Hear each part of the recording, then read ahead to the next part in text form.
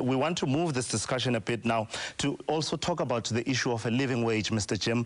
A lot of this, the weighing up the increments that labor demands from time to time and weighing it up against the costs of living comes back to what you in COSATU are calling the living wage campaign. Very briefly, explain to us. I think the first thing that I wanted to raise, I hope the listeners and everybody are taking an observation to the fact that there is, from the employer representative here, there is a very serious attempt which explain a complete unpreparedness to negotiate and to realize settlements without any form of a battle. I mean, to come into the public and say, by the way, we wanted to continue with this strike for a month, it explained the nature of intransigent and the commitment to take us to slavery wages and a race to bottom of China. Unfortunately, we're going to reject that.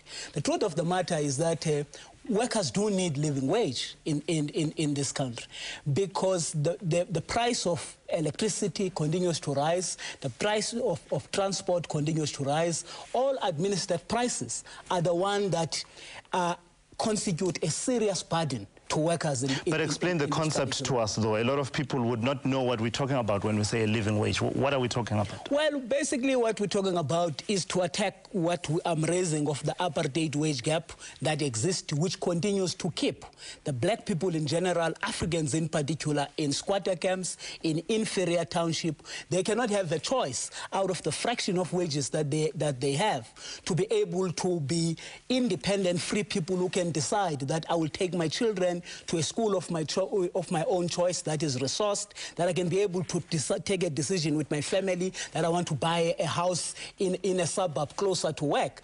And with the kind of mega wages that workers are having, they are completely trapped. Right, Mr. Jim, I need to direct you. We are pressed for time, but when you say a living wage, how do you want the approach to be? How should the employers be increasing wages of workers? What should they be taking into account? Well, they must be taking into account the reality of what I'm saying. Everything else, in terms of prices, the basket of food continues to shoot up. Administered prices of issues that are completely outside the control of workers. But this is not only the responsibility of employers. The inflation targeting, let me give you an example. We settle in year 2 and year 3 on 8%, with the hope that if CPI goes to 8, workers will get 8 plus 2%, which will be better. But I can tell you, with the inflation targeting that the Department of Finance continues to maintain, of wanting to maintain the band between 3 and 6, the likelihood is that CPI will not go to 8. And therefore, workers will continue to carry the burden of those administered prices of electricity and everything else. And therefore, when it is around for negotiations, there's no way that workers will not take into account their real concrete conditions on the ground. Mr. Papenfus, a living wage, that's what the workers are now shifting towards, demanding that instead of minimum wages, we talk about a living wage that takes into account the costs, the rising costs. Is this something that employers are committed to?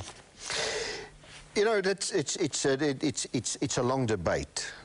At the outset of the negotiations, I was the guy that said, I'm not suggesting that 6,000 Rand or 4,000 Rand is a good salary. But that's not the point. The point is, what can you pay? Now, the market determines that. The market determines that, and what we're having here now is what will a person that is earning nothing, and this market is closed for that person. Is 2,000 Rand a month a living wage? He'll tell you it is. If there are people that will give his front tooth to get 2,000 Rand a month, but this industry say no. So what is a living wage? It's for millions of people that has nothing at all, and that's our concern.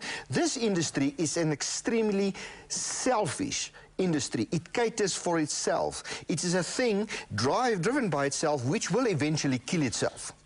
No, I must say the unions don't speak on behalf of the unemployed. The people in squatter camps don't have jobs.